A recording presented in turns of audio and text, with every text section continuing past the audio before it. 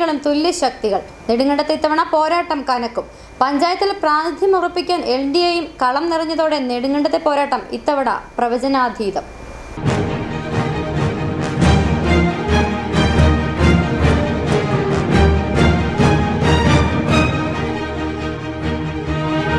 ഇടതിനെയും വലതിനെയും മാറി മാറി പരീക്ഷിച്ചിട്ടുള്ള ചരിത്രമാണ് നെടുങ്കണ്ടത്തിനുള്ളത്. ഇത്തവണയും പോരാട്ടം പ്രവചനാതീതമാണ്. കഴിഞ്ഞ തവണ 22 വാർഡുകളിൽ LDF 14, UDF 8 എന്നതായിരുന്നു കക്ഷിനില. കേരള കോൺഗ്രസ് എമ്മിന്റെ സാന്നിധ്യം ഇടതിന് നേട്ടമായപ്പോൾ വിമതശല്യം ഉറച്ച വാർഡുകൾ പോലും UDFന് നഷ്ടമാകാൻ ഇടയാക്കി. ഇത്തവണ 24 വാർഡുകളാണ് പഞ്ചായത്തിലുള്ളത്. നഗരവികസനം ഉൾപ്പെടെ നടപ്പിലാക്കിയ വൻ പദ്ധതികളിൽ ഊന്നിയാണ് LDF ഇത്തവണ വോട്ട് ചോദിക്കുന്നത്. മുൻവർഷത്തേക്കാൾ കൂടുതൽ വാർഡുകൾ കരസ്ഥമാക്കി ഭരണം നിലനിർത്താനാവുമെന്നാണ് LDF പ്രതീക്ഷ. നെടുങ്കണ്ടം പഞ്ചായത്തിലെ ബഹുഭൂരിപക്ഷം സീറ്റുകളും ഇടതുപക്ഷ ജനാധിപത്യ മുന്നണി വൻ വിജയം കൈവരിക്കുകയും വീണ്ടും LDF ഭരണം അധികാരത്തിൽ വരികയും ചെയ്യും. 503,90,00,000 രൂപയുടെ വികസന പ്രവർത്തനങ്ങൾ കഴിഞ്ഞ 5 വർഷത്തിനിടയിൽ ഗ്രാമപഞ്ചായത്തും നെടുങ്കണ്ടം ബ്ലോക്ക് പഞ്ചായത്തും ഇടുക്കി ജില്ലാ പഞ്ചായത്തും ബഹുമാന്യനായ MLA സഖാവ് മണിയാശാൻ്റെയും സംസ്ഥാന സർക്കാരിൻ്റെയും ഫണ്ട് ഉപയോഗിച്ച് ഈ ഗ്രാമപഞ്ചായത്തിനകത്ത് നടത്തിയിട്ടുണ്ട്.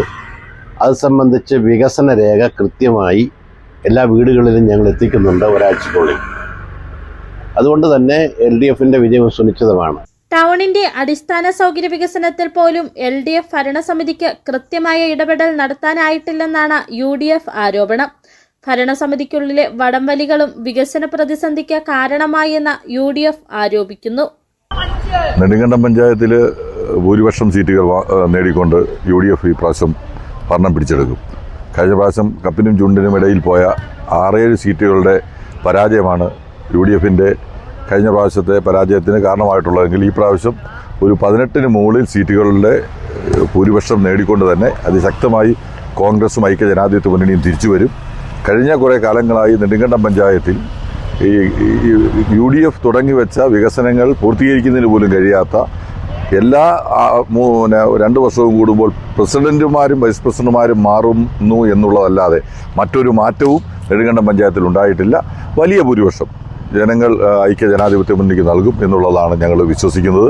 കേരളത്തിന്റെ രാഷ്ട്രീയ സാഹചര്യങ്ങൾ ഐക്യ ജനാധിപത്യ മുന്നണിക്ക് അനുകൂലമാണ്.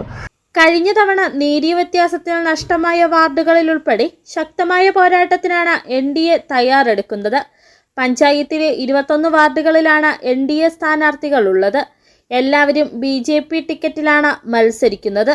നെടുങ്കണ്ടം ഗ്രാമപഞ്ചായത്തിൽ NDAയുടെ സാരഥികൾ 21 വാർഡുകളിലാണ് ഇപ്രാവശ്യം മത്സരിക്കുന്നത്.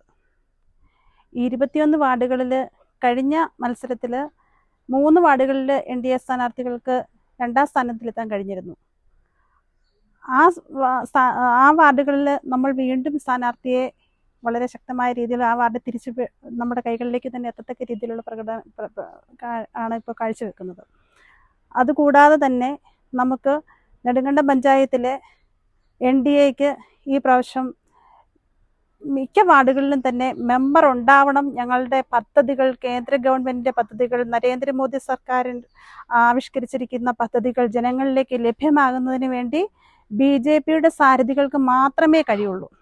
വിമതശല്യം, അപരന്മാർ തുടങ്ങി നിരവധി പ്രതിസന്ധികൾ ഇത്തവണയും പഞ്ചായത്തിലുണ്ട്.